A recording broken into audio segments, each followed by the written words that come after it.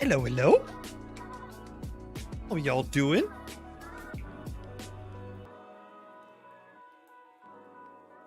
Well, Glenn, Nikori, Ben is here. Hi, Ben. Hi, Nikori. Hi, Glenn. I see ya. How's everybody doing? How's the community these days? Yeah, we're doing well. Like we did, like CS saying, we did a community meetup back in October, and we just finalized the last well, the most current team challenge, which is freaking awesome. So it's been going good. Now it's time to give some more weekly feedback. Excited about that. Got some killer stuff in the works from people. Then, how am I doing? Thank you so much for asking. Doing good. Doing good. It's been snowing here again. I don't know if this time the snow is gonna stay, but it's basically been freezing the entire week. So we've been walking through the snow. Freaking awesome. I love it. Other than that, pretty busy, honestly. Like I'm trying to kind of like round everything off for the end of the year. Like a lot of things happened this year on like the Beyond Extend site, right? Where we did like a whole bunch of like trial projects, and now some of them worked, some of them didn't work. So I'm kind of trying to wrap them all up for the year so that we can kind of end it and then do like a sort of a reset for the next year. It's gonna be awesome. Yeah, so it's been going well. Busy. Hi, JJ. Keeping this on while I'm working. That's awesome. Had to be some background noise.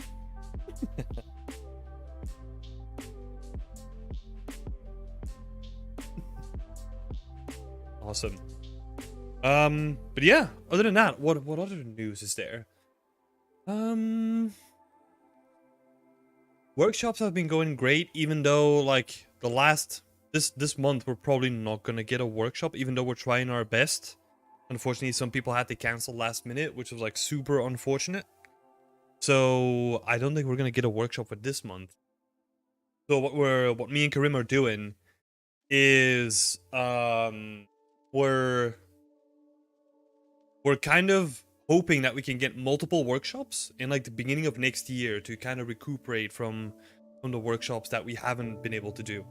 And we have already had like a couple of people confirmed, so yeah. Is it true that Unreal Engine will not be free anymore? Nah, Unreal Engine will be free.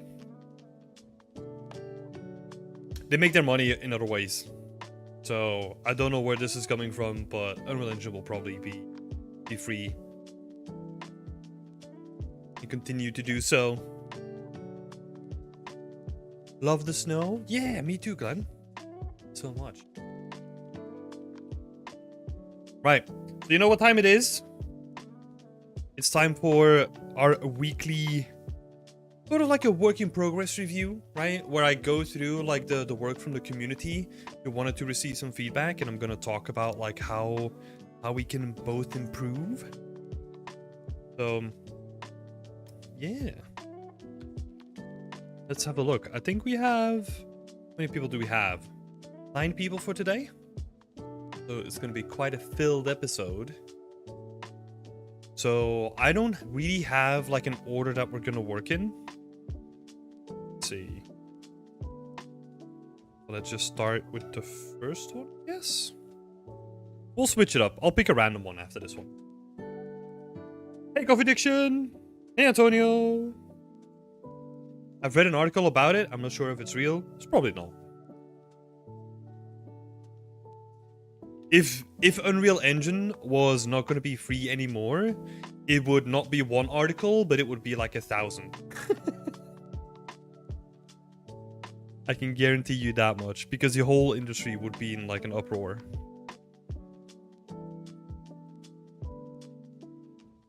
Okay.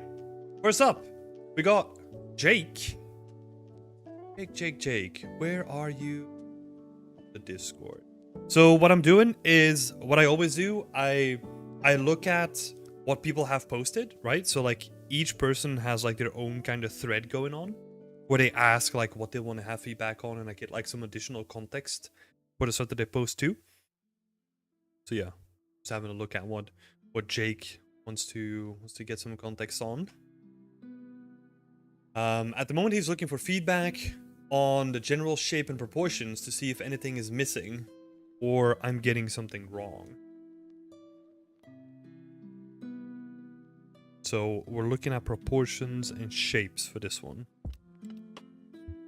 I think first thing that I see is that, to me, like the backpack feels wider than yours currently is, right? Like if we kind of look at the proportions here. Like it kind of has like a slimmer frame around it, which I think you can kind of make it like chunky, right? So that it's kind of like leaning over the chest that's underneath it, because that seems to me what it's kind of like doing. So that would be like the first thing. I think honestly that's the biggest thing that jumps out to me immediately. Making it chunky. Other than that, I think once you make the backpack itself wider, I think the chest is kind of fall into place, like the proportions of the chest. And those are like the two main volumes that you want to have, right? Like this is the biggest one.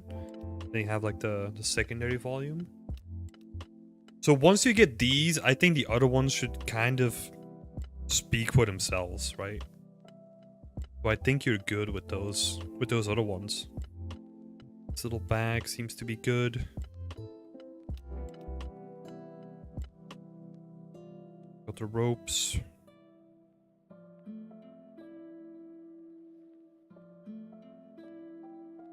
Then you got the pickaxe as well.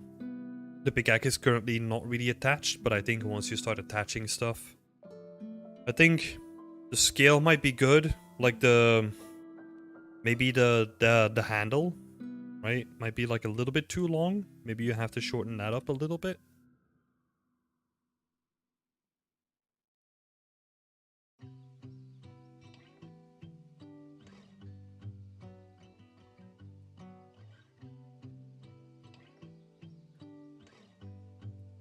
JJ is saying that it's looking great. I'll wait for the textures though. I'd add some more weight to it.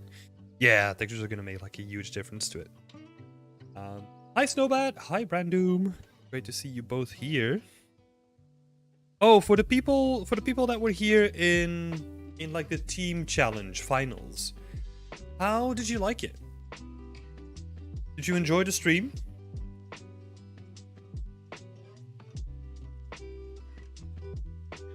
Just curious, because we've been kind of working on the format a little bit, and we're probably going to continue to do so as well. Yeah, but I think all the other stuff is pretty good though.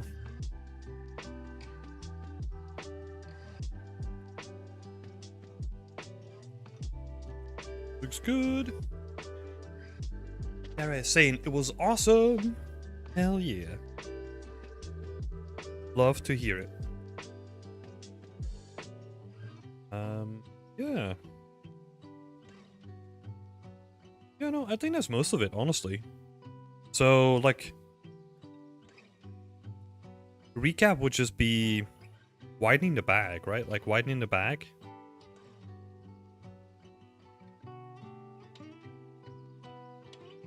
And then shorten the handle. Those are the two things that really stand out to me currently.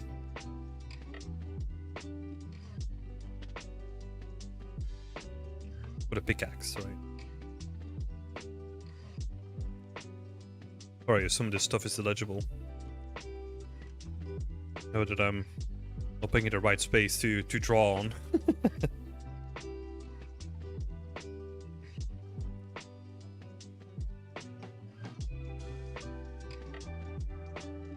Oh, Snowbat is saying I didn't get to watch it live, but watching the VOD was good. That's awesome. Yeah.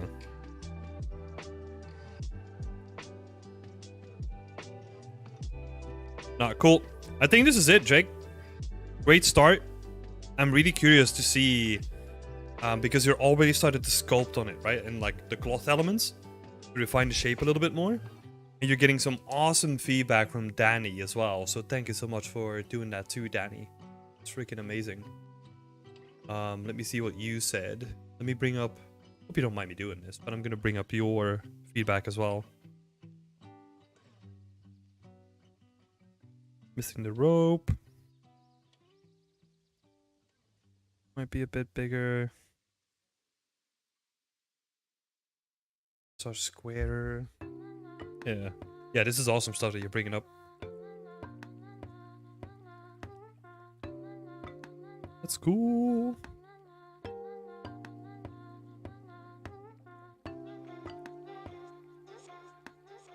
Awesome. Yeah, looking forward to seeing the sculpt and then the textures. This is going to be great. Thank you for sharing your work, Jake. Good luck. And we're going to move straight on to Alena.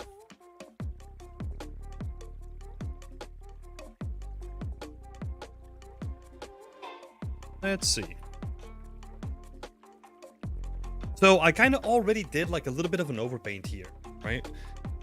Because to get some additional context for people in the chat as well, Alena is currently working through like all the textures for everything in the environment, and everything has been done except for the plants and the window frames.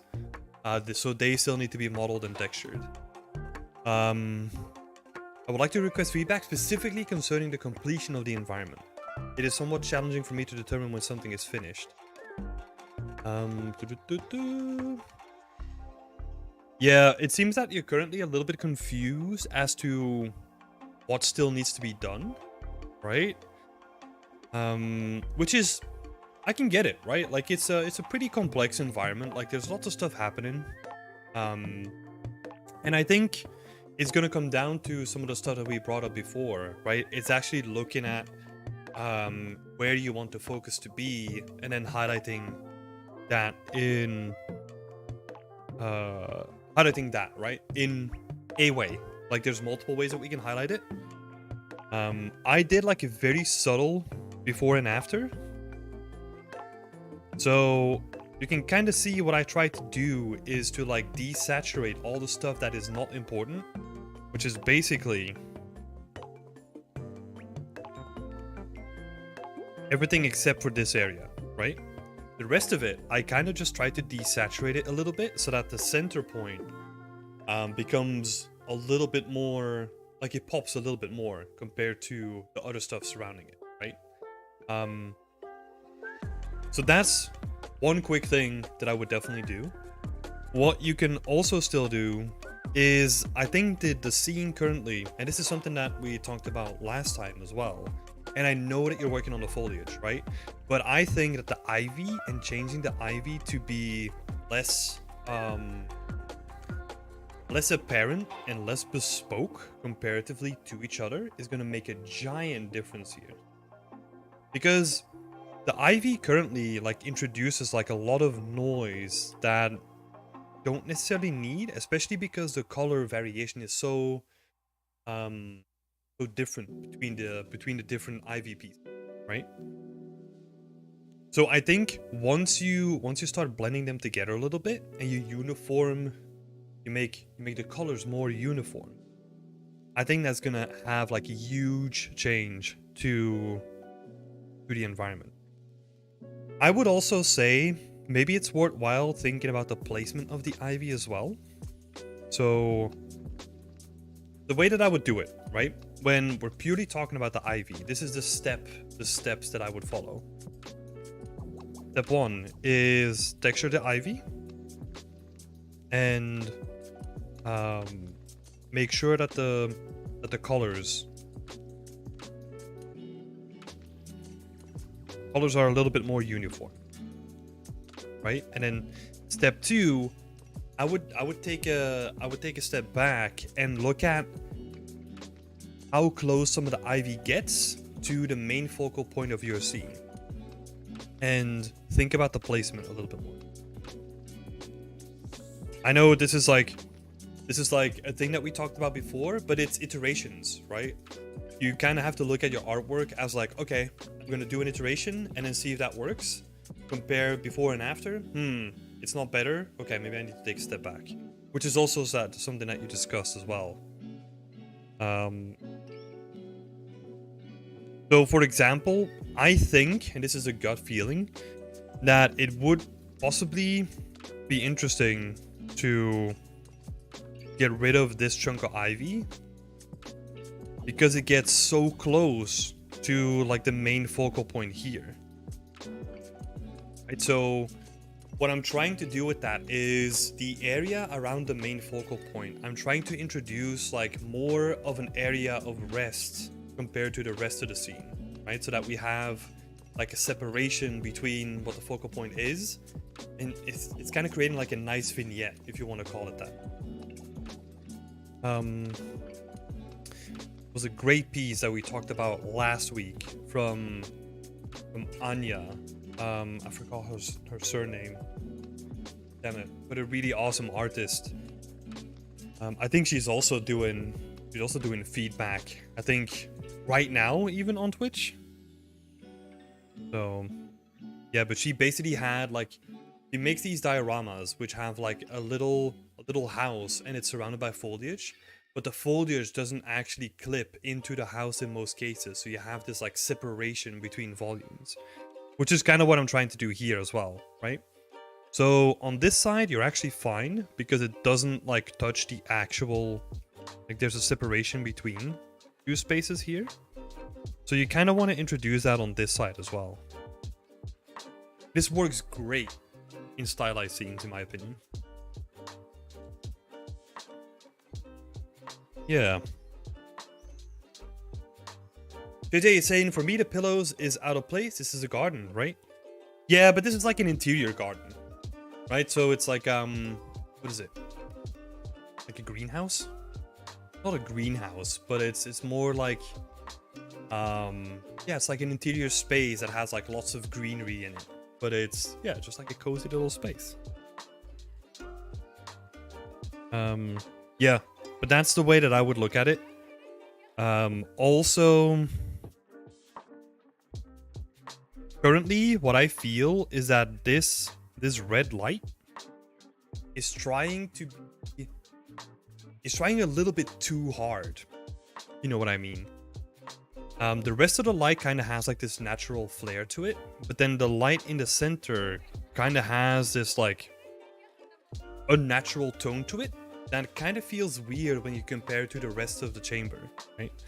And also, if you look at it from like a color perspective, right? Like the center of your frame has a nice contrast between like very warm tones and then green and bluish tones, right? But then we kind of extend that by adding like another warm tone here. I honestly think that if this would just be blue, we have a better separation of all of this stuff compared to the background as well. But that's also why I'm bringing it up. So like, the light feels unnatural here.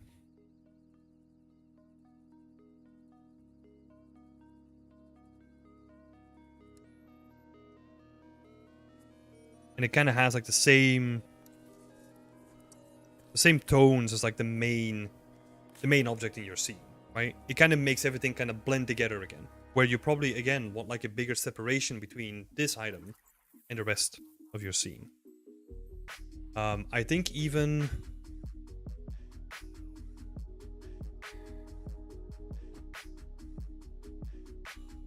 it's hard to tell. I was kind of looking at your previous iterations, right? But obviously without the textures, it's not going to have the same effect, right?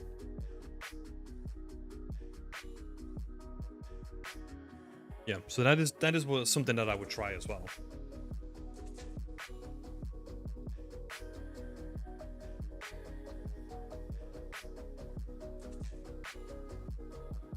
Maybe what you could also try, and this is more of an idea rather than a piece of feedback, right?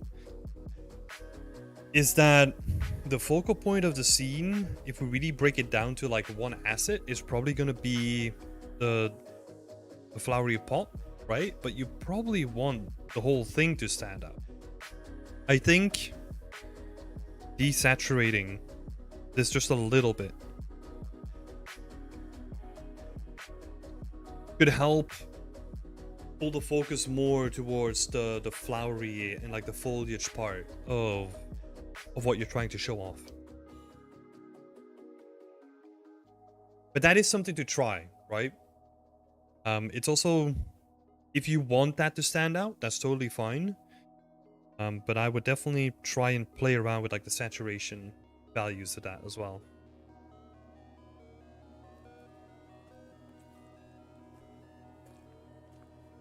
Blue. Let's see if there's like some other bits of feedback that I can give. Oh, you even brought this up yourself, right? So do you think that my environment now appears to be more chaotic than before? I feel like I should have taken a steps back. I should take a few steps back, but even when I attempted this, it still looks odd. So yeah, I do agree, but I don't think, apart from the foliage, right, the ivy, I don't think it's necessarily because of the amount of stuff that's in there now. I think it's more about just like the abundance of colors, right? And it also doesn't hurt, right? Like sometimes what you could do is have a look at your previous iterations and save it out as like a new level or something like that, and just delete stuff, right? Because it could be interesting to kind of play around as like a final iteration, right? When you're at the stage where everything is kind of textured and everything is in its place.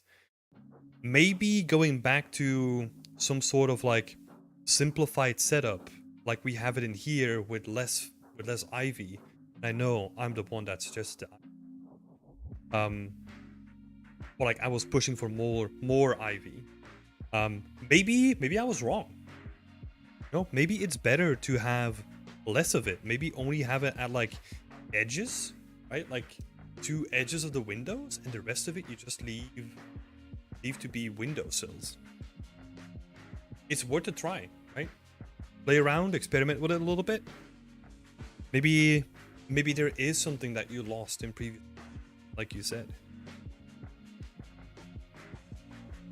Because if we're looking back at it now, it is pretty busy, right? Or chaotic, like you said. Maybe it's worth a try.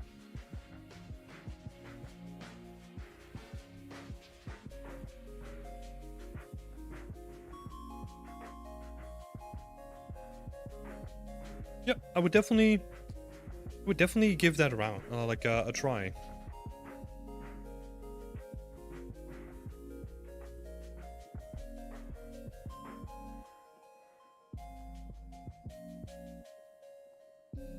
I would always back up the scene, right? Always make sure that you have a backup, and then just go crazy. Play around with it. Like, just delete all the ivy, right? Before you start texturing, delete all the ivy, and see how that looks. Go extreme. Like, this is a common tactic, right? Where you go extreme first, and then you dial it back to something that makes sense, right? So you can see like the impact that it has, and then you can turn it down, to where it makes sense again. Hope that was helpful, Lena. If there's anything that didn't make sense, feel free to reach out to me. You know where to find me.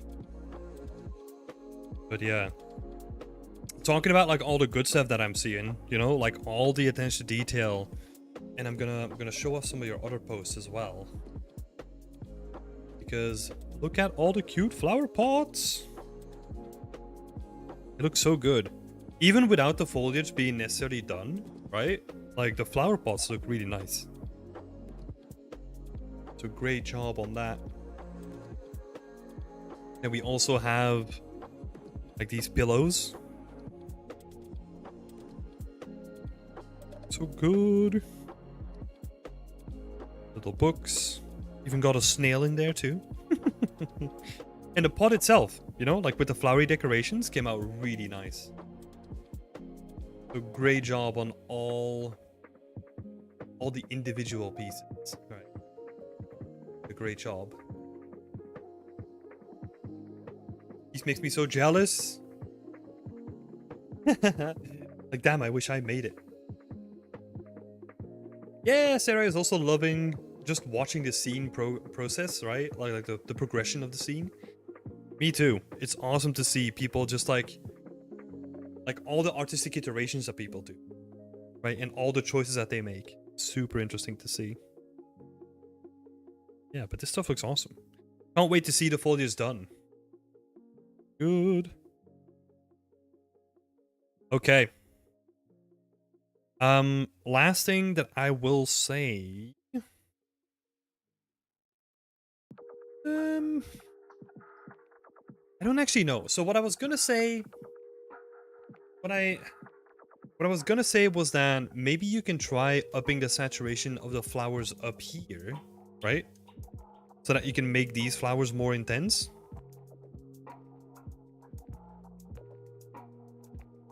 But I don't know.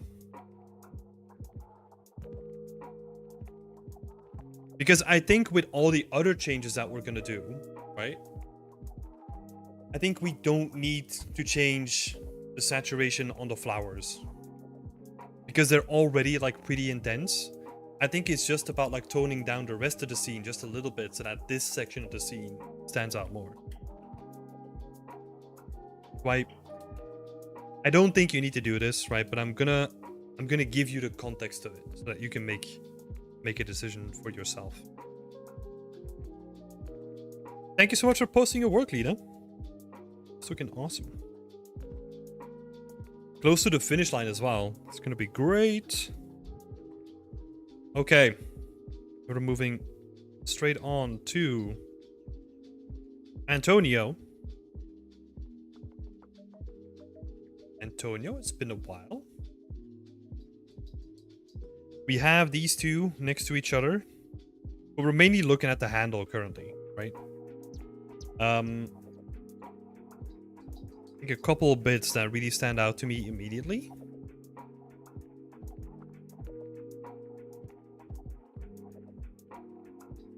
Dang, work has come up. I'll catch the streams when I can. Yeah, talk to you later, Ben. Okay, so the first thing that I can see, right, is probably like the biggest thing that I would say is this bolt.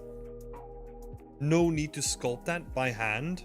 Please just make a high poly, make it a separate mesh, and just put that in there.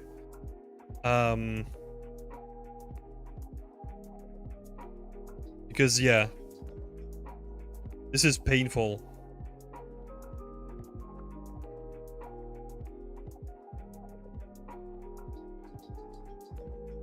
So just make that like separate bolt. And then, you know, carve a little hole, like cut a little hole into the mesh. Make a separate bolt. And then you can... It's so much easier to work with it then, because you can sculpt the interior of the wood to kind of match with the bolt. And you can sculpt like bits on the bolt. But you're no longer restricted by the geometry, right? So separate these things out. And this can be applied to like anything, right? Like whenever you have like a separation. So for example, this bolt at the bottom, make it separate. all these individual pieces, make them all separate, because it's so much easier to switch between them and sculpt them individually than having to take care of them all as like one mesh. Cool. Then main thing about the wood, what I really like about the concept is that it has like a very strong definition in terms of like its wooden pattern, right? Like you have these like really strong like lines that are gonna go through like the whole wooden pattern. And I think honestly, that would be great if you could do something like that as well, because it's gonna take away from like the noise that you have currently, and it's gonna structure it a little bit more so that it looks more artistic driven rather than like an alpha or like something noisy on top of it, right? So what I would do is think about it in stages, where stage 1 would be large grain, right? Where you have like this sort of wood pattern that kind of goes throughout like the entire object. And then what you can do is then you do like a secondary pass on it where you go into it and you add like additional details. So for example, if we zoom in here, you can kind of see that we have like a little crack here, like a little dent, and some like additional stuff that's happening too, right? But these shapes should be like the main shapes. And then you go in with like a smaller brush and you kind of like accentuate like some areas, right? Like I'm kind of doing now with my brush as well. And you can have like a section here where you kind of have like a crack in it.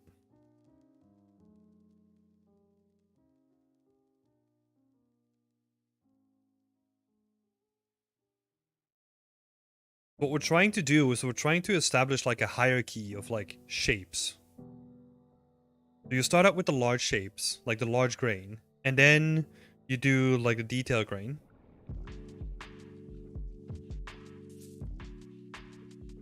And then third, you just go and do like small details that are separate, right? So you could add like a little dent here, like a little split here, or like a little split here, like I'm doing. Yeah, then you can really, it's more structured, right?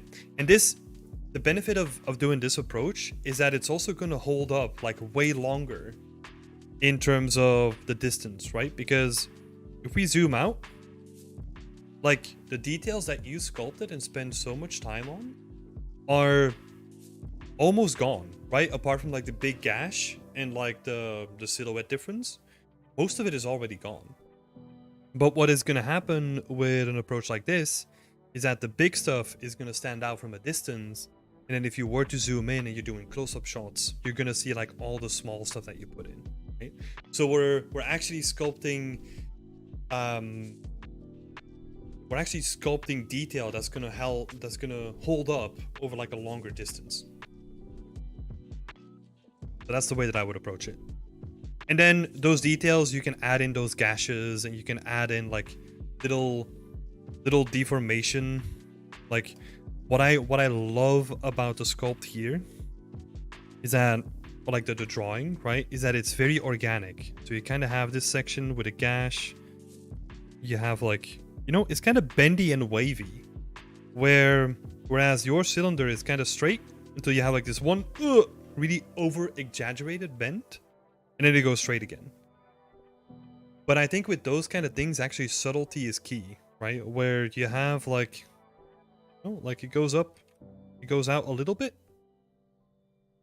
And you have like this going out just a little bit, and then it goes out maybe again. And it makes it feel like it's very organic wood, right?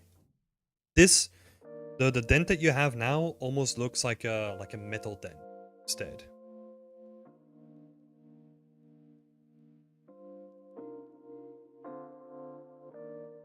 Yeah.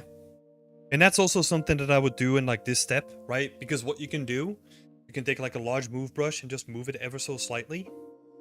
And it's tiny, tiny things, right? Or let me give you a better suggestion, because this approach was actually pretty done. What you can do is have it straight.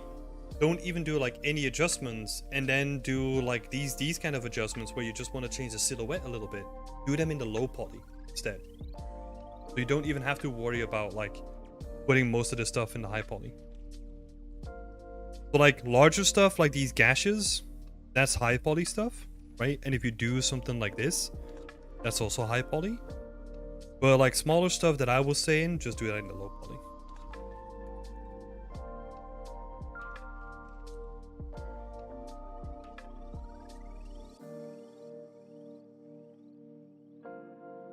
Never thought to zoom out to see the details are there? Yep. It's very common, right? Because a game revolves around its camera, right? So a camera is actually like a really good indication of how much detail you need to put into an asset whenever you go into the industry, right? Because that can mean that, oh, the camera's never going to get even close. That means that you can just slap like, I don't know, like a 512 texture on it because no one's ever going to get close, you know? It gives you more options compared to having to do it with like a 4K detailed map and make it look really good. It's a waste of time, right? And resources. So much for the feedback. No worries. No worries. Best of luck.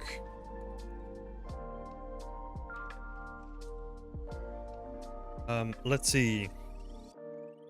Let's just keep on moving. We're doing it sequential anyway, so might as well keep going. Next one is from Mell. We'll like some feedback on the texturing at this stage.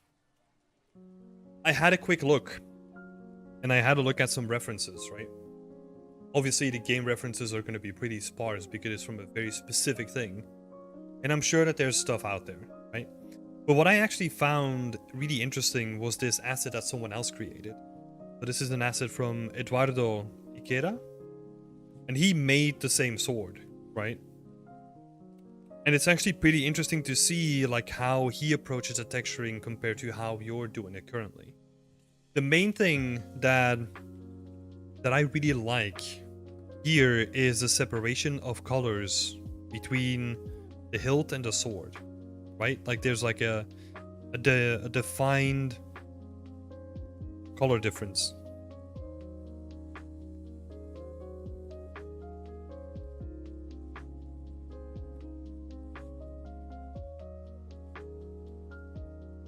So that's the first thing that I would implement, because that's like another big thing, right? It's like a big generic thing that you can implement like relatively easily.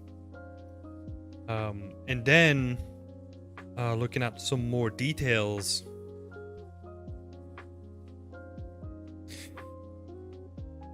these details are always super interesting to me because you can go quite deep with them as well, where these are like carved in most of the time, right? Or like modern days they're like mechanized in, or like even they smashed them in, or whatever it's called.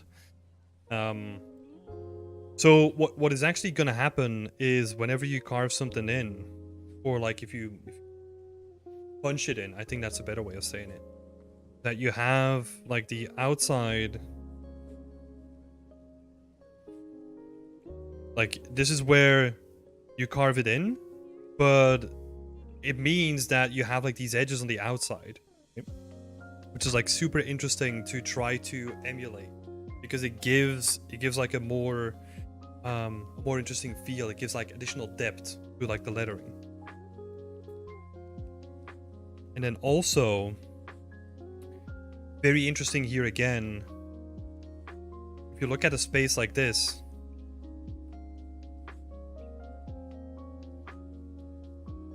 look at the roughness variation.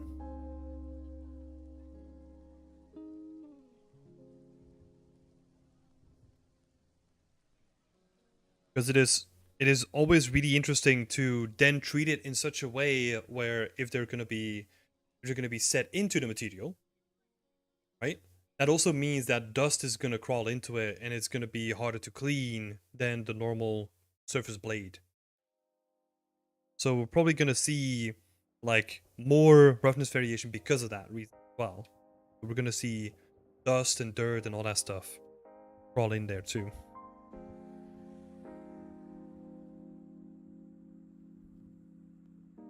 And then also what I would definitely do is, in this case, I'm just gonna make like a general note.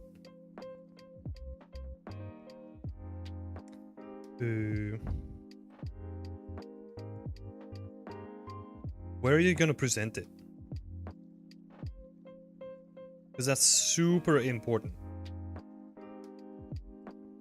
Because I'm assuming that you're not gonna present it in Substance Painter, right? So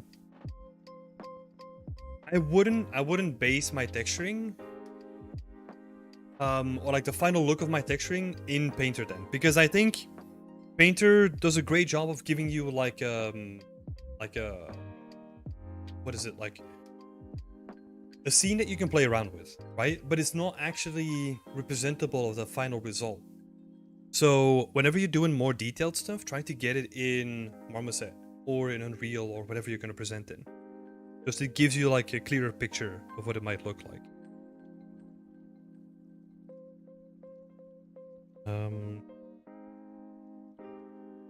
Yeah, so we talked about the color difference, the roughness variation. And then one thing that I always bring up is think about the layering, right? Like think about the different logical layers that you would want to see when you're looking at like a metallic object, right? Or like any object, right? So that means it's gonna have like dirt in the crevices. It's gonna have brighter spots on areas that stick out because they're gonna be bumping into stuff more. So they're gonna be they're gonna be shaven off more. And so that sort of layering, like really think about like how your hands interact with the sword. Think about like how the sword has interacted with the environment, right? Think about like all those things and try to implement them inside of the material.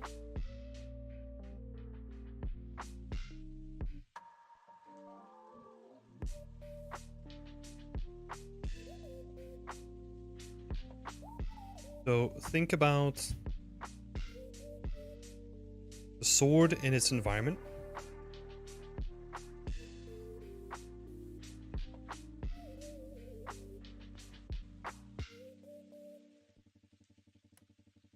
Think about the environmental effects on the sword.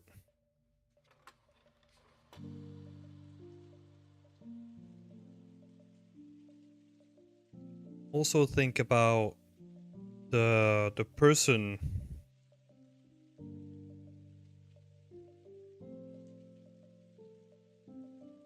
affecting the sword as well. Right? So like holding the grip is gonna tear pieces of the leather as well. You can kind of see that here, right? With like a variation in the material. Although it's subtle, right? Like subtlety is king when it comes to this kind of stuff.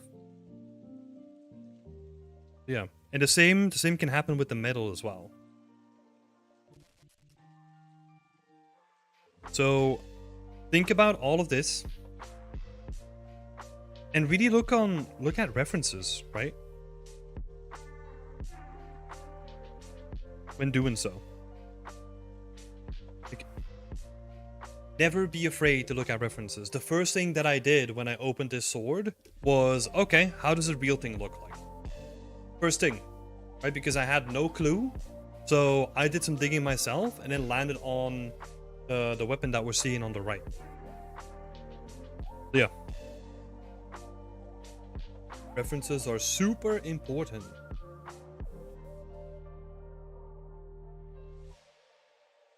So yeah, I think honestly, the most important thing is this stuff here. Like, think about all the layers that you're gonna see on an object and implement those into your layer stack. Right?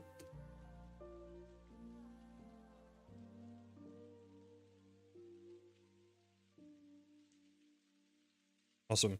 Thank you so much for posting this as well, McFell. Great job so far on it. I like what I'm seeing with like the attention to detail, right?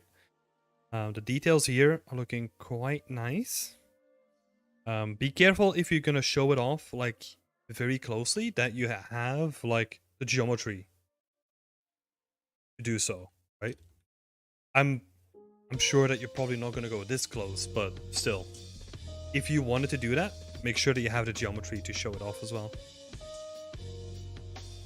And also, last thing that I'll say, metallic objects, it's really, really important to also think about like how the environment is going to be reflected on the metallic object, right? So your skybox and your HDRI are going to be super important here too. So take that into account. It's not only how you texture it, but it's also how you show off those textures too. Right? Those two, they are integrally linked because you can make kick-ass textures, you can make them look freaking awesome. But then if you don't light them properly and you don't give a good HDRI, especially on metallic objects, it doesn't matter how good the textures look if you don't show them all, right? So take that into account. Make sure that you present it properly as well, because it's super important. Hi, Ricardo. You're right on time, because you're up next.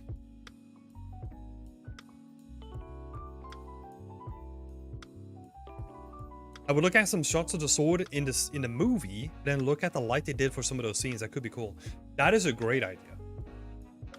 It's actually a really interesting idea. Like, if you can find like the light setup of that specific scene and like try to recreate it in like a digital setup, that is the stuff that I would look for like immediately. Now that you said it, I'm kind of excited to go looking for it myself, you know? Like, that's the stuff where I'm like, oh yeah, that sounds awesome. Let me do that immediately. That's an awesome suggestion, Brandom. Thanks so much. It would be so cool if you can find like the director's cut or something like that, where they show off that specific scene and its lighting setup, and then, oh yeah, I'm all on board.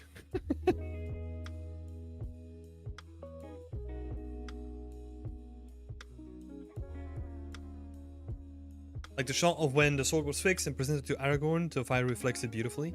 Yeah, I think what McFall was doing, he was gonna go for the shot where it's still... What's the name of the sword? Like, it's not reforged yet. It's still broken on the stone table, right? With like the statue holding it. There's actually... I'm not a nerd, I just figured this out like before the stream. There's 2 different names for the swords. I think it was Nesval for the one where it's broken and then it gets reforged into like another name. I don't remember the one. Yeah, and Rivendell with the white light. Yeah, exactly. Okay, Ricardo. Have a look. Where is your post? Here we go.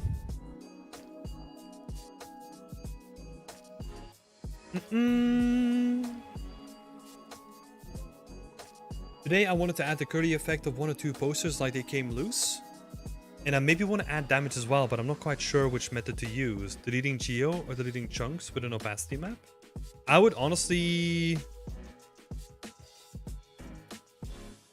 Oh, you're looking at blending them, right?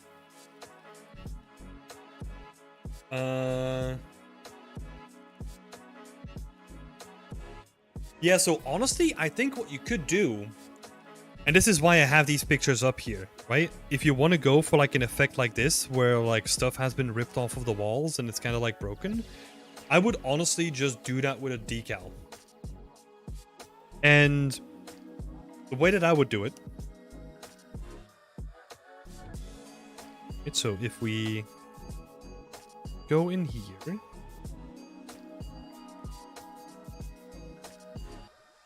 So the way that I would do it is I would, whenever you want to add like more geometric detail, right? When you want to add those folds, that would be decal. That would be geometry, right? This would like be a poster purely with geometry. Make it look really nice by itself. And then you just have like a decal behind it. Or think you could have like this sort of stuff as like a decal behind it. Right? So you're actually combining the two methods.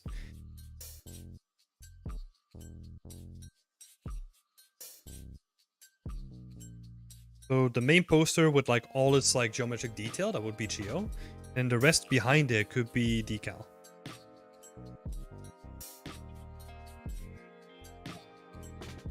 So that's the way that I would do it. Because yeah, this definitely needs a little bit of work, right? I think honestly also, like I think you added like a little bit of thickness to it, right? Or maybe they're not close enough to the wall, but it makes it look like they're actually like pretty thick pieces of paper. I think you can get away with not giving them any thickness. And then second, what I was thinking about is that I'm expecting more something like this. I'm not talking about like the amount of it, right? But more just like, okay, maybe it started out with like a single poster,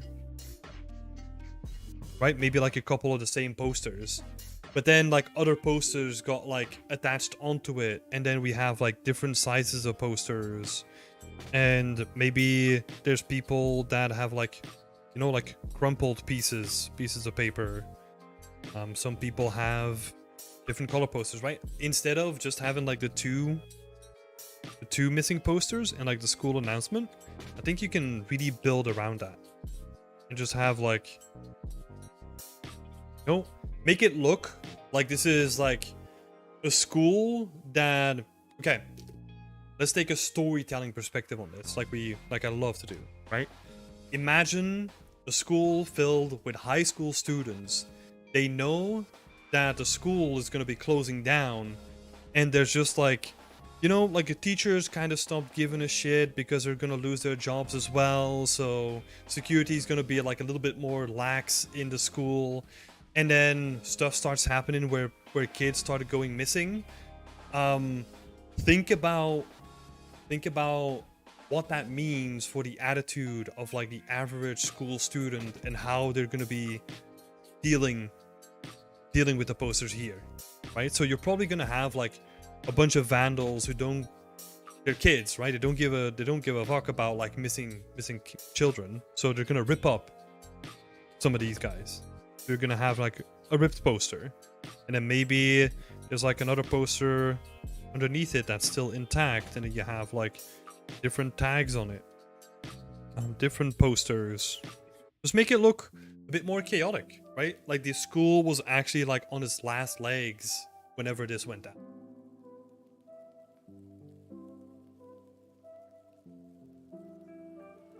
Yep, exactly, Jerome. Thank you for that suggestion. That's exactly what I was hinting at too. It's like this, the formatting, right? Like the size and the scale, and then also different fonts, right? Different fonts, different sizes of fonts, like just, yeah. You know, look at this. Like you have people that are like, look, this is the person that's missing with like bits of font, and then you have like a missing poster here that is like almost all text with like a little bit of a picture next to it. It's built, like Jerome is saying as well, like probably built by different people. Or like built, like made by different people and hung up there, right? It gives it some authenticity, right? And then just reuse the same posters and have like a couple of them like crumpled on the floor, right? Like once you have the texture, the only thing you need to do is just like change the geometry and just make it look like some of them fell from the wall and all that kind of stuff. Be awesome. Yeah, the way to go back to the way that I would approach this, right? I would have like a collection of, let's say like a template like this, you know, where it just has like bits of posters, and this is a decal, right? So this is just like random stuff like this, right? Where it's like posters that are kind of ripped apart, but you still see like the fabric. That's my base. And then on top of that base, you then go and add like your unique posters with like additional geometry, right? And then the combination of those two can actually add like a lot of flexibility to the whole thing.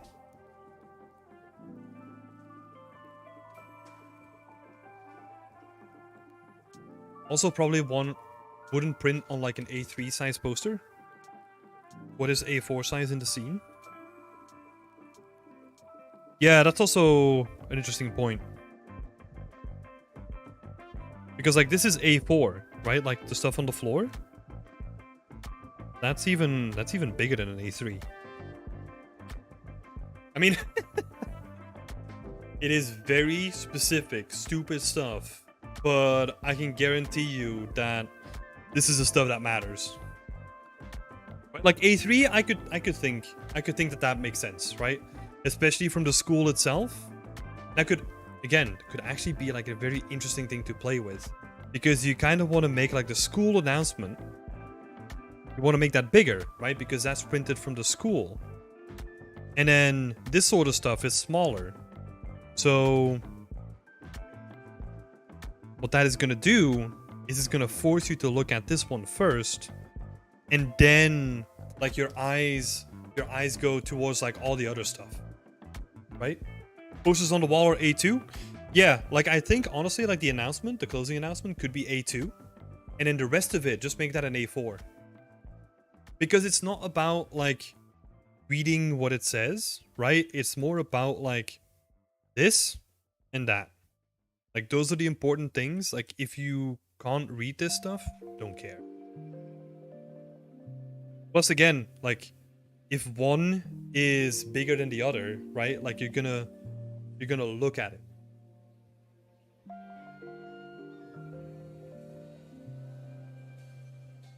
Yeah.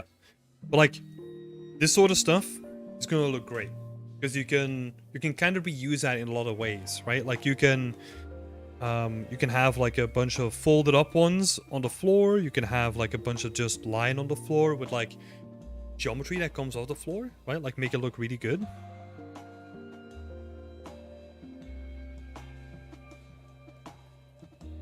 You could have like a couple of these guys on the floor as well. And I'm kind of seeing this as like a very modular thing, right? That you can kind of reuse in like a lot of cases. Once you have like an atlas of a couple of posters, you can do so much with it. Yeah.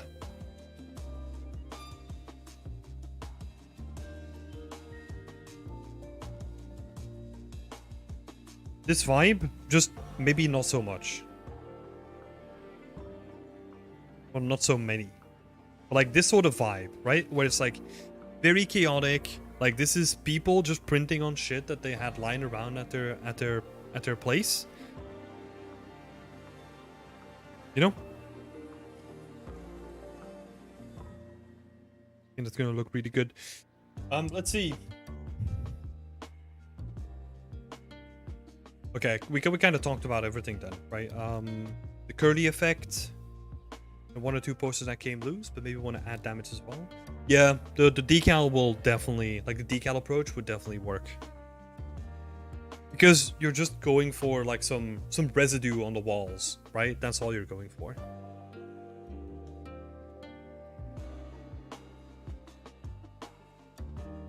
And I think the rips, if you wanna have like a ripped poster, then you kind of have to again do the same kind of thing, right? Where you have like a ripped poster and you have like the broken fabric edges.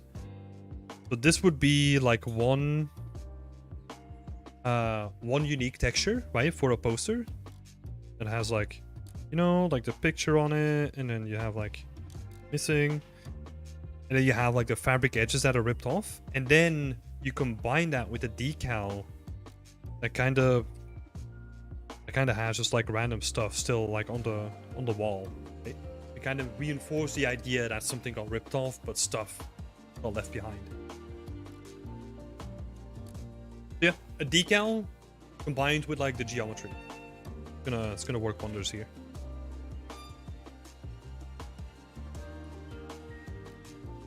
Great stuff though. I like what you're doing with the story. Like we're getting some interesting story hints in there. I think with a couple of touches, this is gonna look really interesting. Thanks so much for posting it, Ricardo.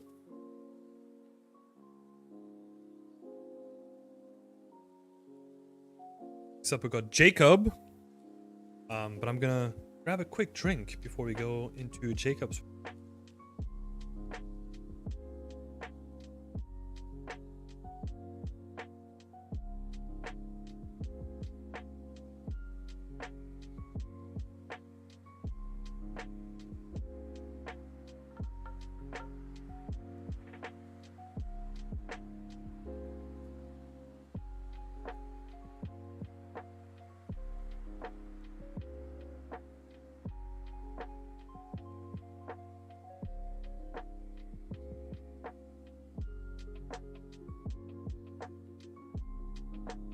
All right, we're back.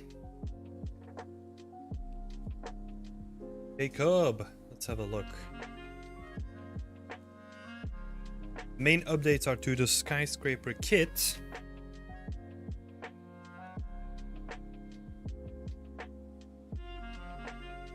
Following for the dwellings and the cable system, and I created a trim sheet to help me making the industrial equipment.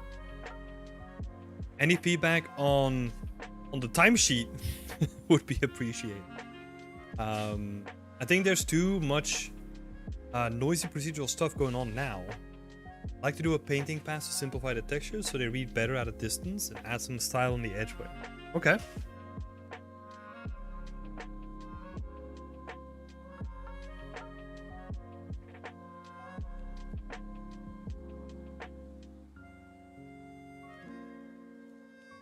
Yeah, it does look like a little bit standard at the moment, right? I kind of like what's happening here. And like you got like a really interesting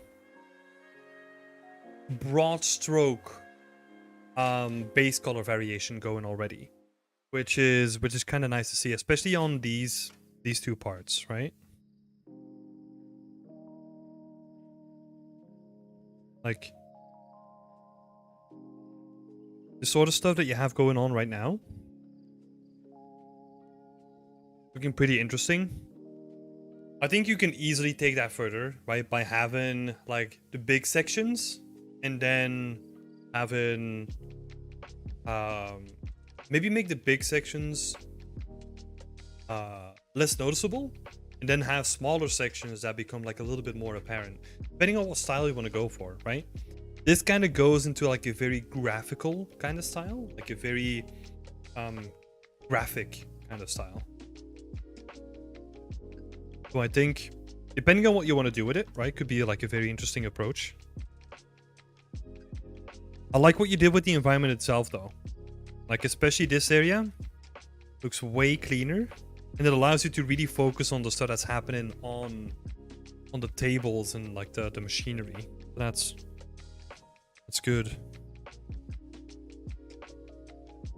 And I honestly don't even mind that you moved this stuff here, because it kind of adds like a nice separation between like the two volumes, right? Like you have like the upper and the lower volume, which are pretty nice.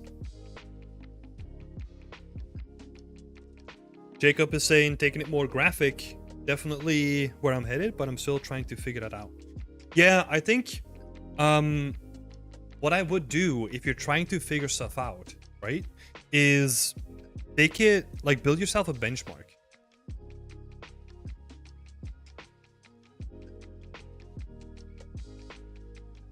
don't know. Getting like a deja vu. I don't know if I talked about this or this specific piece. But like just have like a benchmark. For example, what would be a good benchmark here?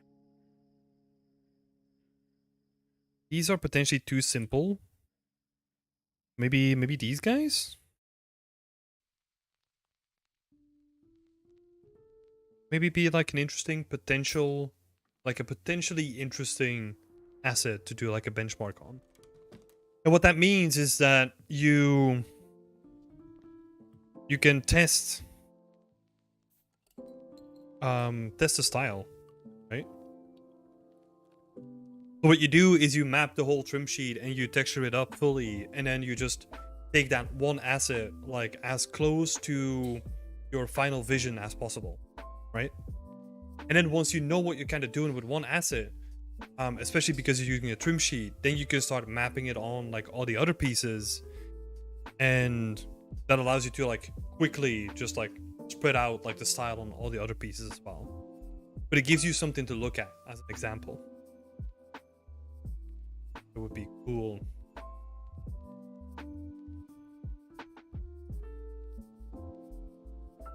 Paintbrush world textures and call it done.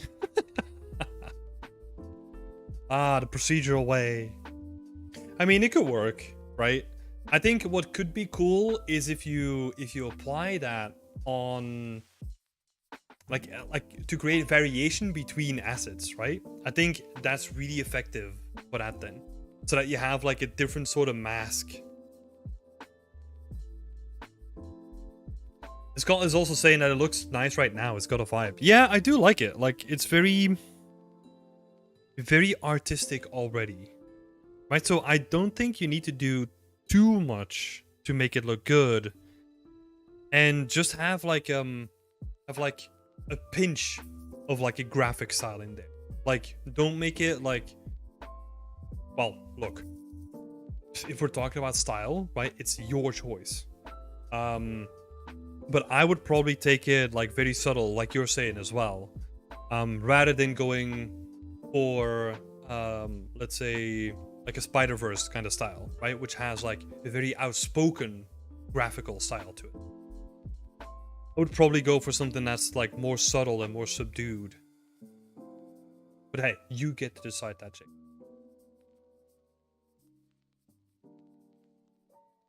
Yeah. Yeah. It's got nice shapes, you know, like nice shapes, and has like an interesting layout. Like, I think the foundations of this are really solid already. So yeah.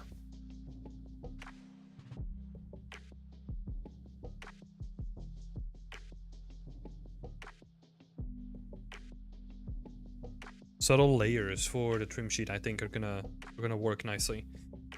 And then you're also saying make some tweaks to the layout to add more of an area of rest based on the last round. Yep, that works nicely. Like, that was immediately noticeable. And the next thing I'd like to address is the foliage. The plants are to see because they make a large part of the composition. Yeah. Yep. That's cool. No, I don't really have anything to add on the trim sheet, right? I think when it comes to the texturing, I would approach it in like a very subtle way. I don't know how you set this up. Maybe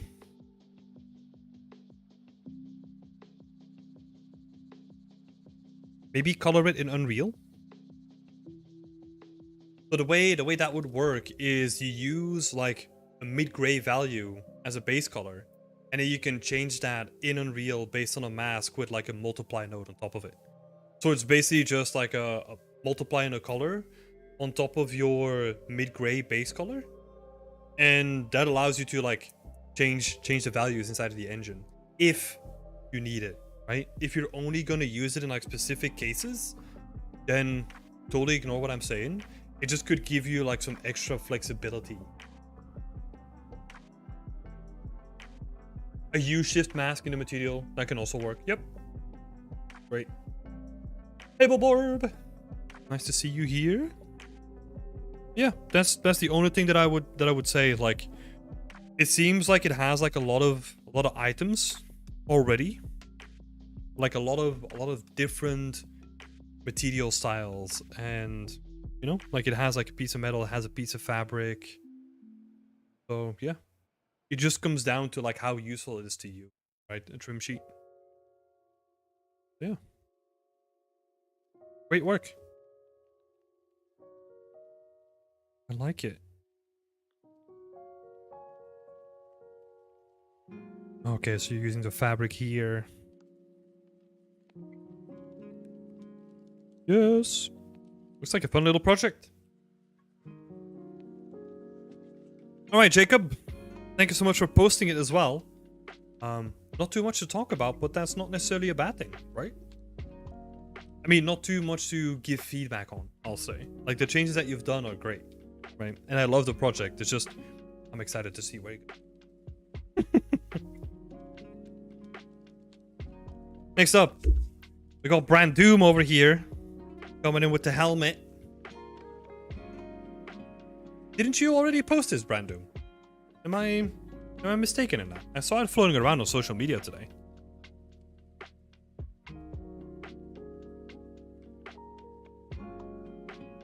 Helmet? Oh, sorry. It's not a helmet.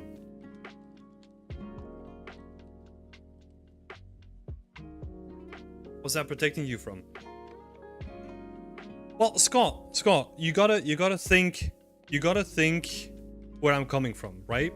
I come from like old school MMOs. Like all the female characters in those MMOs also wore armor, right? So, sorry.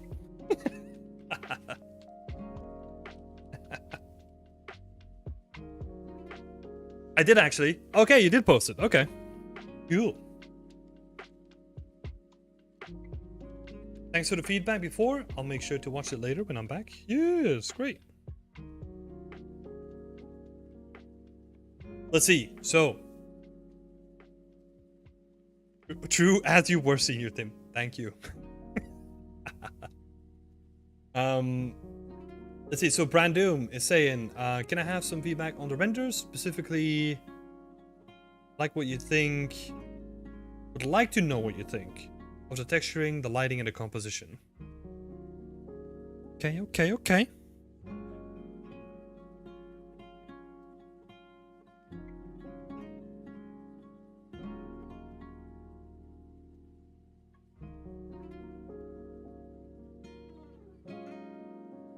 So, I'm probably mainly going to talk about like the lighting and the composition.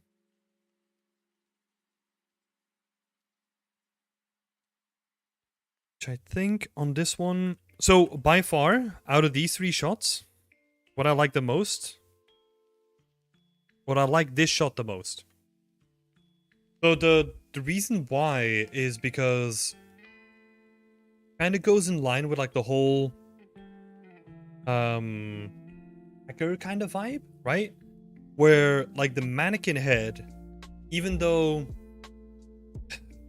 it could be like an interesting juxtaposing element, like it doesn't really feel like it fits together, you know? It feels like we're looking at like a high-end market that's selling... I mean, this is like kind of pushing it to its limit, right? But it's like a high-end like glasses store trying to sell you like a cyberpunk like thingy, right? It doesn't feel like this is like a hacker den of like a guy building like his own goggles. That's the way that I feel about it. So even though it's like an interesting idea, right? Like to me at least, it doesn't really match with like the whole vibe that you're trying to set up.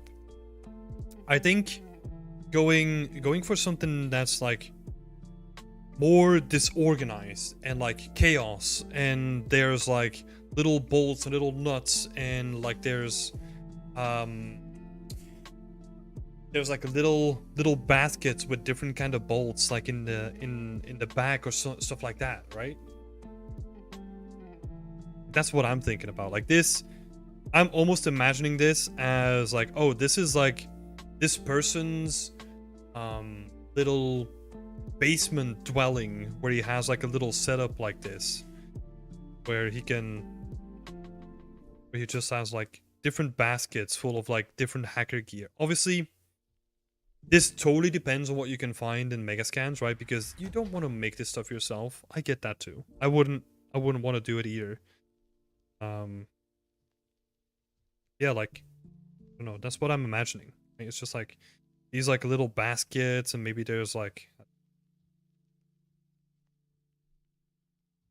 another door with a latch back here. Something in the background, right? And then you have like a couple of bolts. Nicely drawn bolts, you know? Maybe there's some that's what you're doing here as well, right? With like the pliers. Like something extra, right? Where you have like some random tools that are like off to the side or something like that. Could really help sell like the vibes, right? Like we're trying to tell a story with something like this. Be very, very interesting depending on what you find, right? Okay, yeah, so really try to fill the picture. Yeah, I would say it's not necessarily required to fill the picture, right? But whenever you don't do that, it kind of feels weird to me that we're just looking at like a stage, right? Like to me, if you then have like the back with like some drawers and whatever you can find, right? And it makes it feel like it's an actual place rather than a fictitious place or like a stage where you're posting something on. Yeah, that's the way that I would look at it.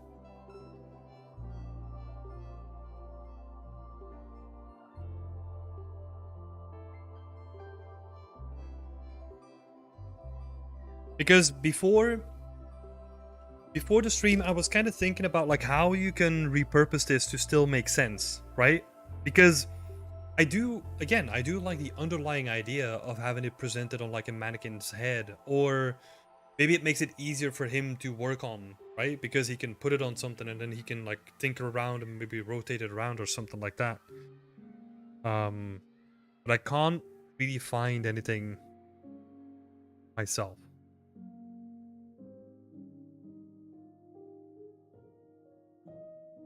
Yeah. So throw some Megascan stuff in the back. Yeah, exactly. And like really sell the whole vibe around it, right? Then onto the lighting.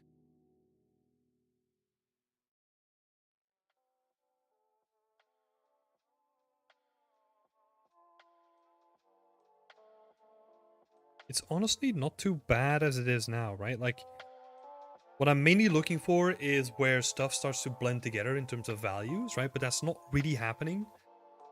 I think this is a great prop when it comes to the separation between the environment, which doesn't really have a lot of detail, and then glasses like the goggles have a lot of detail. What you could maybe play around with, again, to sell the additional vibes, and maybe you could work with the lighting as well, is that if you have one of those, like, let's see, one of those like desk lights, right? It's kind of shining from this way as well. But I don't think in terms of like lighting it needs too much more. I think the lighting works pretty nicely as is.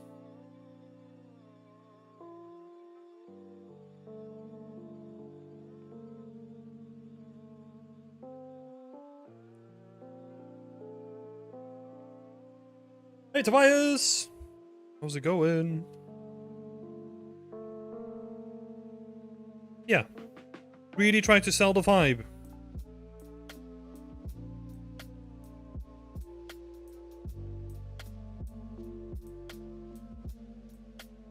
I think honestly, that's the main thing.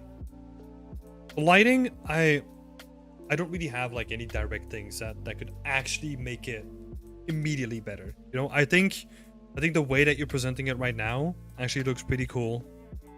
Don't really have like any big qualms with that. So yeah, the main thing is just like the storytelling side of things. The rest looks freaking great. Nice job on this. It is a complex prop.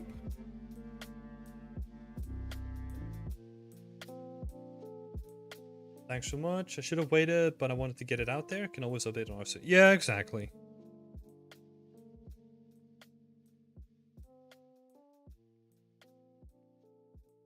Oh, great stuff, Brandom. This is freaking great. Thanks so much for posting it again as well. I'll need to keep an eye out, right? Like, feel free to share it in finished work as well. I don't know if you did today. Didn't keep an eye on it. Yeah, feel free to share it in finished projects as well whenever you post it.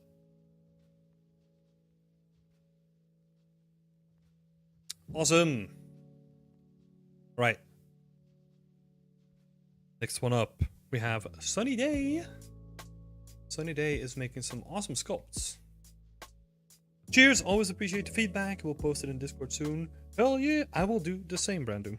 I will post the little overpaint and all that stuff for everyone in our Discord, like after this session. Sunny Day is working on a little sculptorino. And is currently looking for comments on lighting, composition, object placement, and perhaps minor sculpting change. I'm a bit sick of ZBrush. Yep. At least you're honest. That's good. Let's have a look here.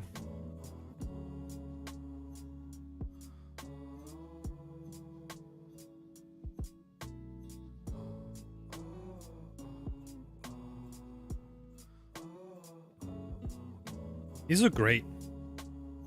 Nice little sculpts.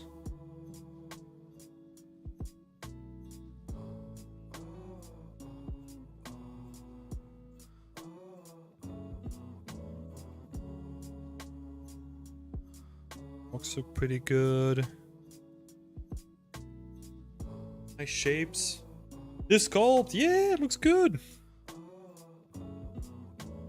Okay, small sculpt changes. Let's go. We're just gonna do some small tweaks here. Nothing too big. Like, you can easily make some of this stuff where you have like straight edges. Right? I'm trying to reduce those as much as possible. So what you could do is just bring this up a little bit. Right? Compared to the shape next to it. Do the same thing here, where you have like each shape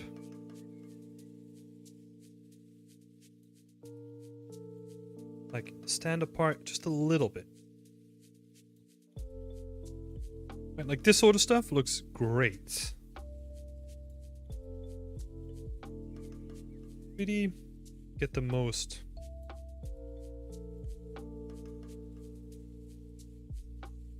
out of the geo.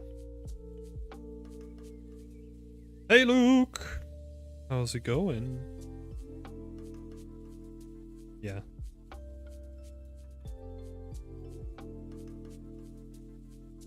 Very nitpicky stuff, but this...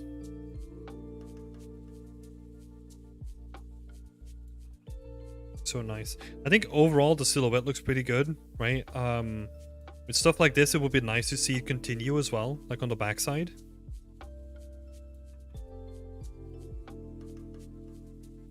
Like you're doing here. This looks great. Just kind of missing that over here.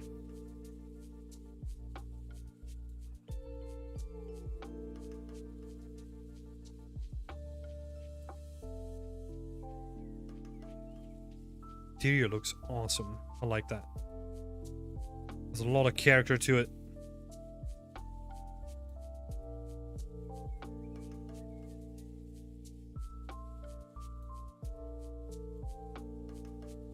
This looks great.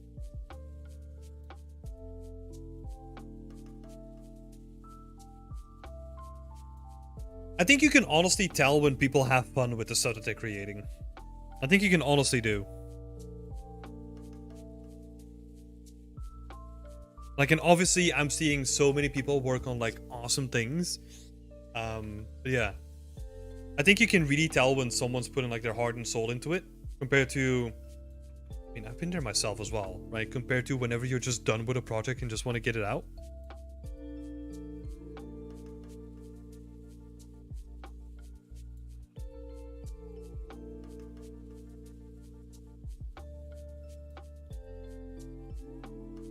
Yep. This looks awesome. The bag looks great.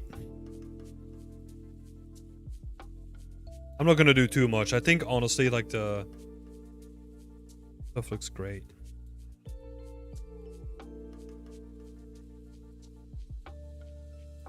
Very cool.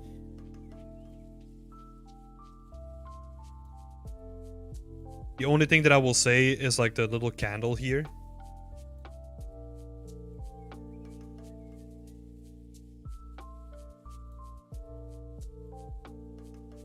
You can really work with those shapes a little bit more.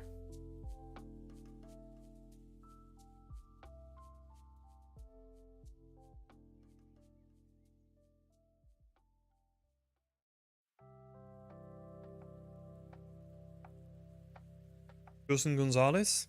Oh, is that like the rings a bell? Is that the graphical cyberpunk guy with like the very pinkish scenes?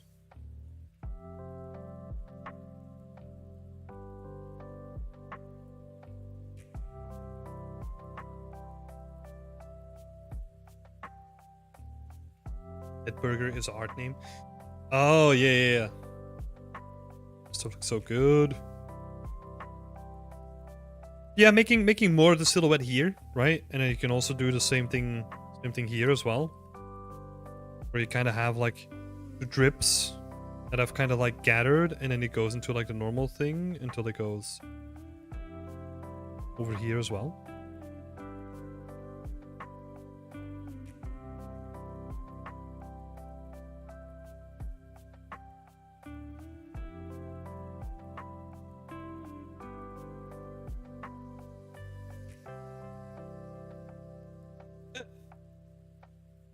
That burger.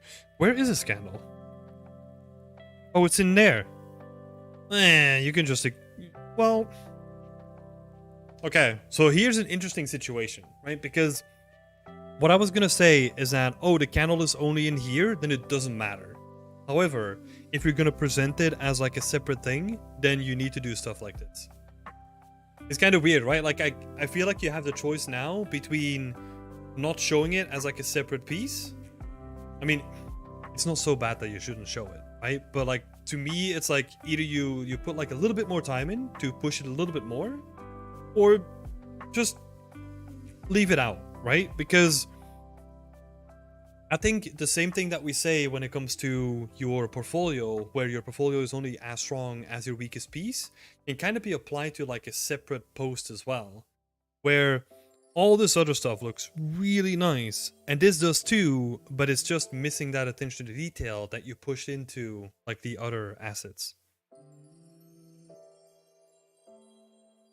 Right? And you did that, like your choice was solid, right? Your choice was good because you barely see it, so no one's ever gonna notice it. But then, yeah, it's only because you show it off as like a separate piece that I'm expecting that there would be more detail in it as well.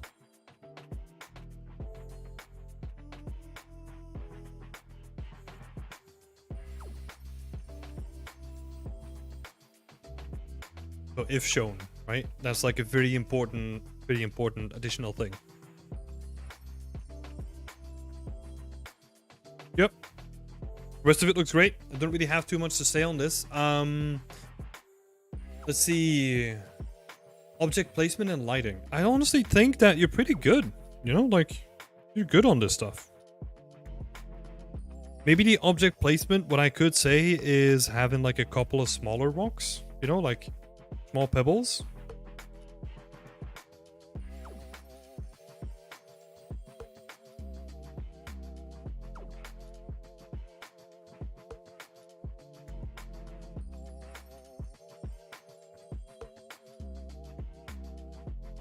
But that's the main thing that I can say, you know, just having like a couple of detail shapes in there, which are basically just like scaled down rocks, right? Scaled down pebbles. You can get away with that stuff. The rest of it looks great. I like the placement. I like the lighting. Good to me. Maybe... I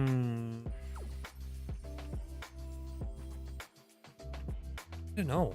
I like it. I like it like this. Where like the top is accentuated and then all the rest of the stuff is kind of secondary, right? But I don't think it's bad. It's bad at all. I think it's great. I like it. I like it the way that it is.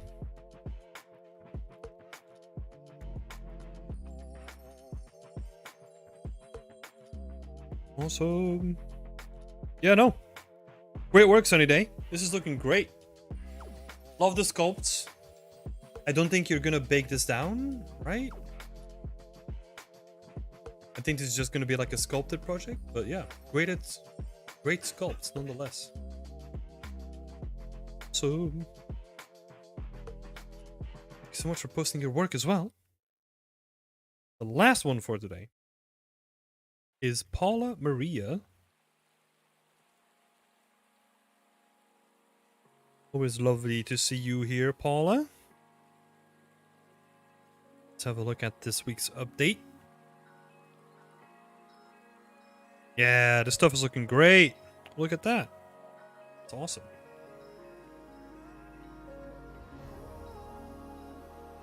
I love what you did with it. Like these little things,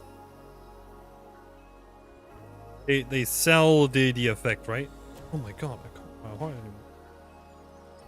They really sell the effect of like compacted like reeds, right? And then sometimes this is just gonna happen. This stuff looks great as well. Attention to detail with like the little string attaching it. Freaking great. The breakup of the silhouette underneath here, really good too.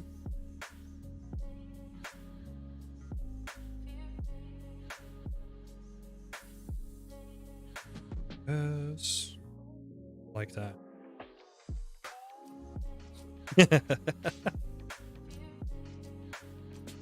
I think, let me see. Oh, it's just the lighting. Oh, I was laughing because this one looks so good compared to that one. That's just the lighting, right? That's it. Interesting. Yeah. Or maybe that's one that hasn't been touched yet. Yeah. This looks great. Details are looking awesome. Let me see what you were asking in the chat as well.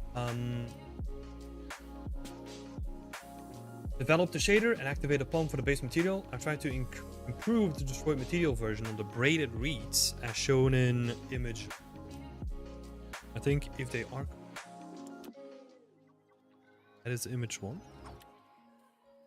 So good. Just one directional right now. Yeah, I think... I don't know, there might be something happening with the normal as well. But no. I'm sure you'll figure it out. You're still... Oh, there's a little number. Oh, there we go. Nice.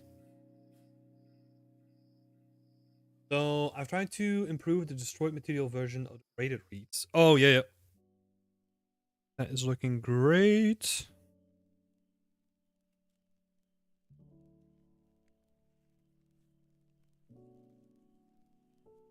So,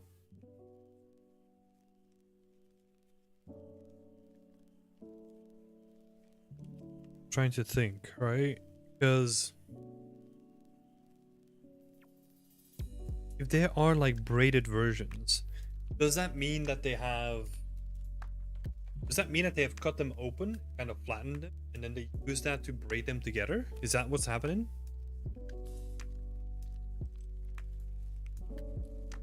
I'm purely talking. Okay, that's what's happening. Okay, makes sense, because the the reason why I thought that was happening is the scale difference, right?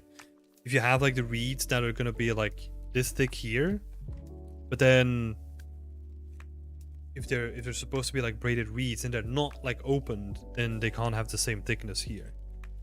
They should have the same one. But if they're open, then that makes sense. Sense. Yeah. It's looking great.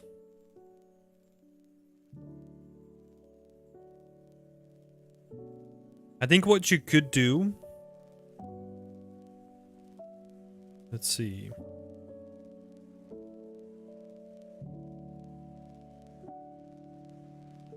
I think that isn't necessarily too bad. I'm looking at the geometry, right? And I'm thinking some areas could benefit from just having like a little bit more geo. Like for example, this guy, right? Where you really clearly see the geometry.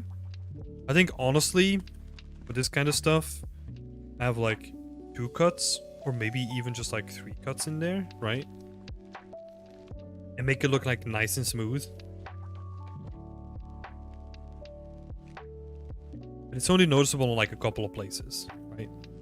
You could honestly do a pass where you pick out the spots that look the most noticeable at the moment, and then just do a pass on those specifically.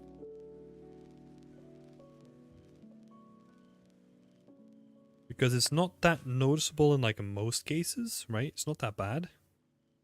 Just like a couple of areas that kind of stand out. This looks great. I love the texturing and how it feels already.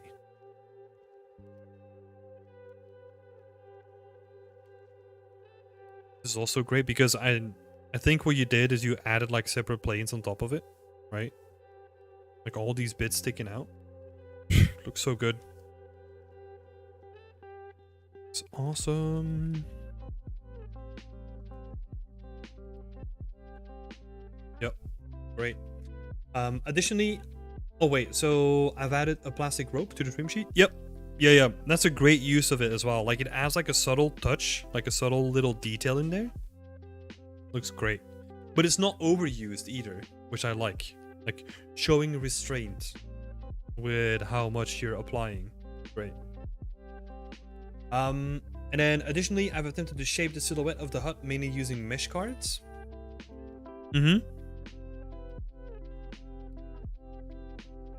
Yep. Shape of the hut on top of here. Mesh cards. It's looking good. I've also added opacity maps to the materials, but they don't seem to let light through. Not let light through. They should though. Or are you actually talking about subsurface scattering?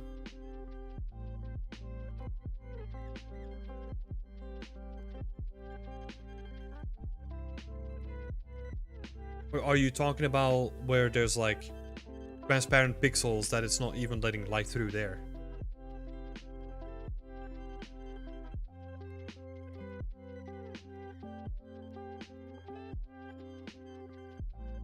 I'm considering a workaround like cutting into the planes to create interesting shadows inside the huts. Alternatively, are there better options available? Let's see.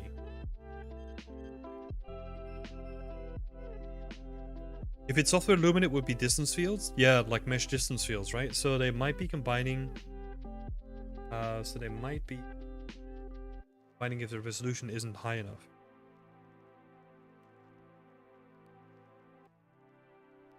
Like small light shafts between the reed sticks. Are we talking about like these? This material? I know I'm being very specific. Paula.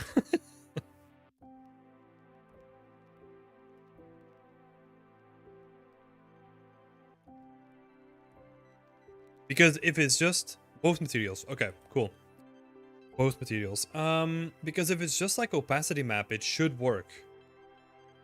Like it should let light through, because that's what I have on my market stalls, for example.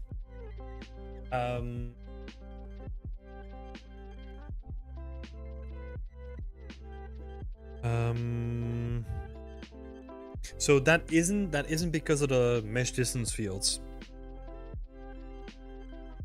I think.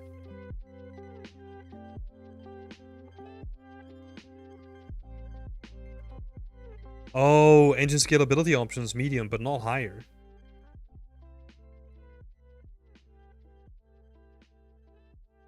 Oh, okay, this might be a very specific thing, so I don't know if this is going to help in this case. But if you go to your texture settings and you go to your, oh shit, what's it called? There's an option in your texture settings where you can control how the mip mapping is going to work on your textures, right? It's really important to set this to do not use mid maps on foliage, for example, because otherwise it like lots out like the opacity like super quickly and it looks horrible. Maybe that's something that you could play around with, where you retain the opacity map for longer, because especially if we're looking at really small areas like this, like these small areas, I'm getting that right, it might be just too small, right? So maybe the mip mapping can help there.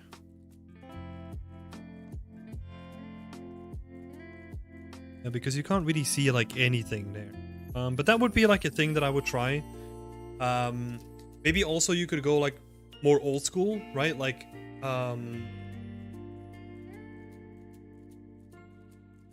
if you have your opacity map in Substance Designer, which I'm assuming that you made the materials in, try and use like a distance map on like the final input before you have your opacity map, and just scale the opacity map just a little bit, or like scale the areas that are going to be cut out, so that you can kind of push the opacity to be like larger just by a little bit, to see how much you need before it becomes visible, right? So it would be like an old school way of like testing how much you need to push the values in your opacity map to get some visibility on it, because it might just be that it's too small. I don't know what the distance there would be, you know? I don't know what the threshold would be for that.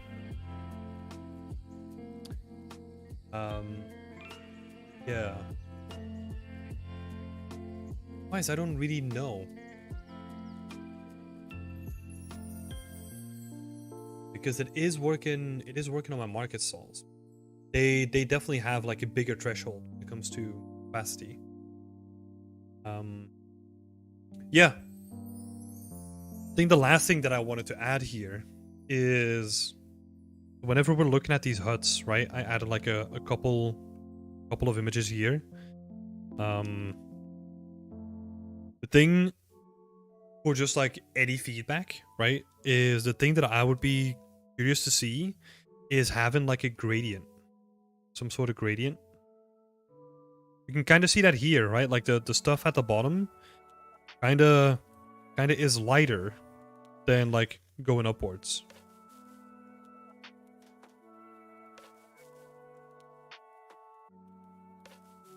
That's something that you can build in on like world position, right? So what you could do is have like just a normal gradient going over your object based on the object size, right? So you can read how tall the object is, and then it will just draw like a gradient.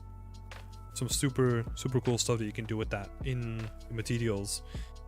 And then also, in addition to that, like adding some variation, right? Where you have like the new stuff up here, and then like the older, more worn stuff. That you can kind of just like vertex paint or whatever you want to do with that. Just add like a little bit more variation.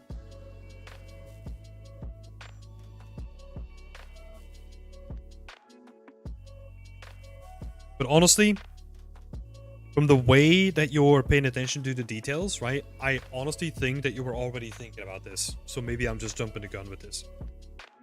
Because you're paying attention to like all the details here. Yeah, that could really like, especially like the ground-based gradient, that could really like embed the whole thing into the floor, right?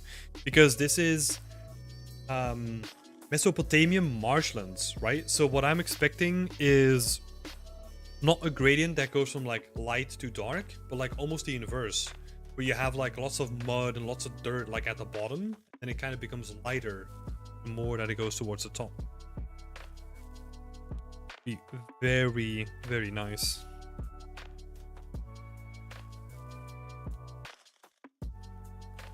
Yeah, no, this is awesome. These materials look so good, honestly. So good.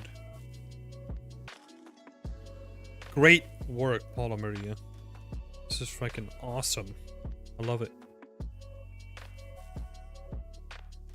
Think.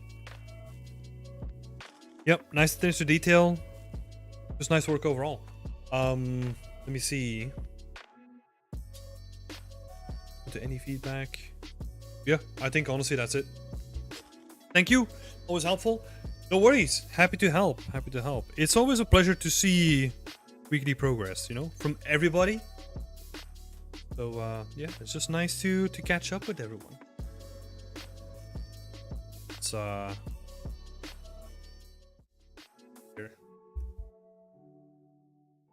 It's helpful.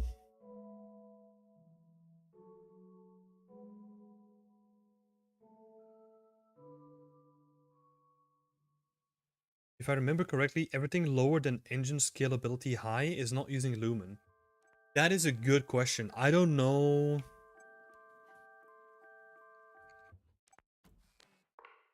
I don't know where the cutoff is. For Lumen, I have no idea. I generally don't have an idea. But yeah, like, well, it's like a thing. Obviously, you need to have the hardware for it, right? Like, I would almost keep it like always at high or like above that. Well, at least high, I would say. Just to be sure that you're not like disabling a feature that in your case you specifically need, right? Like, let's say you need like light shafts and you need like Lumen, and then you're just playing around trying to get it to work, but Lumen is disabled. Oh my god. I can see that happening, you know?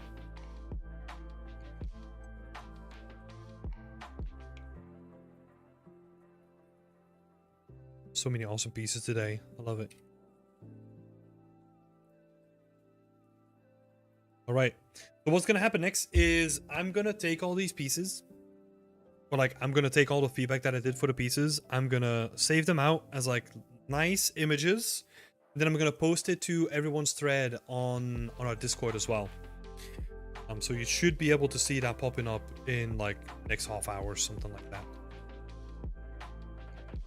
Can follow along with like a link to the stream as well.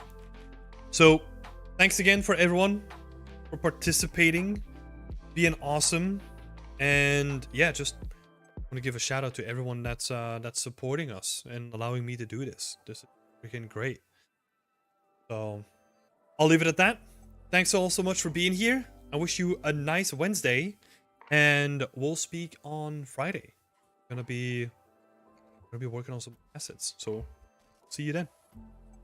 Bye everybody, have a nice evening.